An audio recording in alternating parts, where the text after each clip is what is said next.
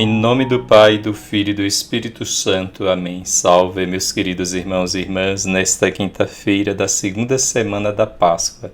Escutemos o Evangelho deste dia.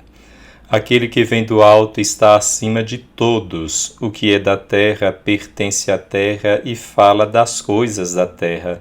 Aquele que vem do céu está acima de todos. Dá testemunho daquilo que viu e ouviu, mas ninguém aceita o seu testemunho. Quem aceita o seu testemunho atesta que Deus é verdadeiro. De fato, aquele que Deus enviou fala as palavras de Deus, porque Deus lhe dá o Espírito sem medida. O Pai ama o Filho e entregou tudo em sua mão. Aquele que acredita no Filho possui a vida eterna. Aquele, porém, que rejeita o Filho não verá a vida, pois a ira de Deus permanece sobre ele.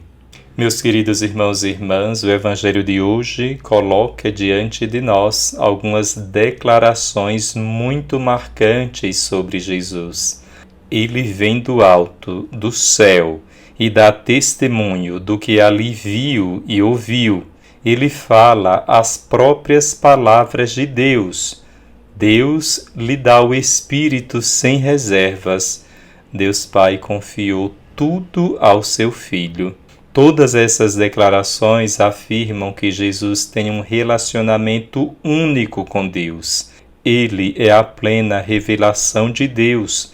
É por isso que o Evangelho termina com a declaração de que todo aquele que crê em Jesus tem a vida eterna, a vida de Deus. No entanto, aqui e agora nós já participamos da vida de Deus que Jesus nos traz.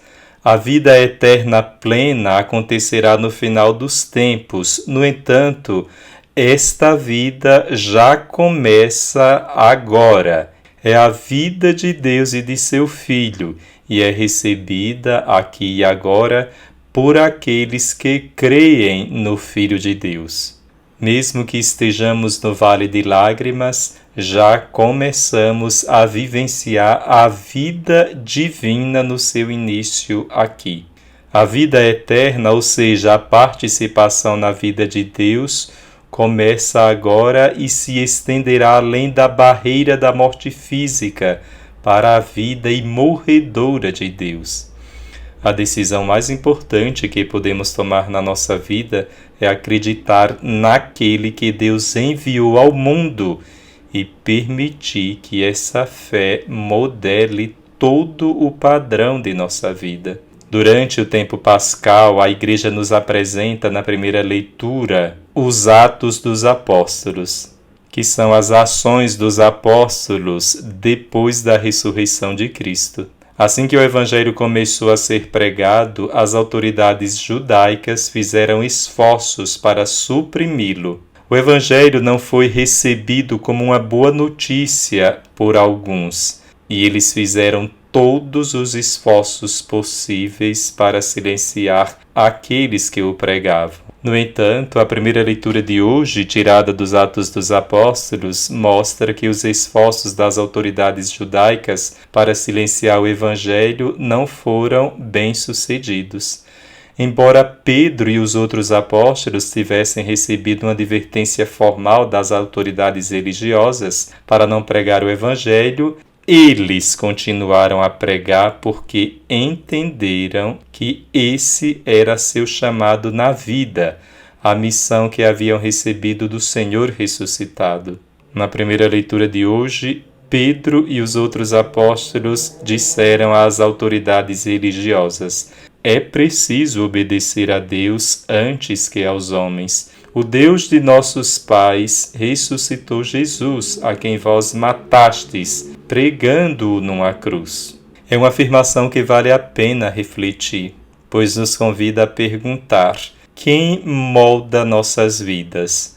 É o Senhor ou alguém ou alguma outra coisa? Ou colocando a questão de outra forma: quem ou o que é o Senhor de nossas vidas? A quem obedecemos? Aos impulsos da nossa vontade ou a Deus? ou damos satisfação mais às pessoas para agradá-las do que a Deus? Há alguns pregadores que caem na tentação de agradar mais às pessoas e começam a pregar um evangelho adaptável do que pregar a mensagem de Jesus Cristo. Os apóstolos deixaram claro que Jesus era o Senhor de suas vidas e não as autoridades judaicas religiosas. Era a Jesus que eles deveriam se submeter e não a elas. A atitude dos apóstolos nos mostra o que está no centro da nossa própria vida de cristãos. Somos aqueles que consideramos Jesus como Senhor de nossas vidas? Reconhecemos no Evangelho de hoje que Jesus está acima de todos os outros, incluindo toda a autoridade humana, seja ela religiosa ou política. Meus irmãos e irmãs, que nós passemos nossas vidas tentando nos submeter ao senhorio de Jesus. Submetendo-nos à sua vontade, temos a certeza de que experimentaremos a verdadeira liberdade, a liberdade de viver da maneira plenamente humana que Deus deseja para nós. O Senhor esteja convosco, Ele está no meio de nós. Abençoe-vos Deus Todo-Poderoso, Pai, Filho e Espírito Santo. Amém.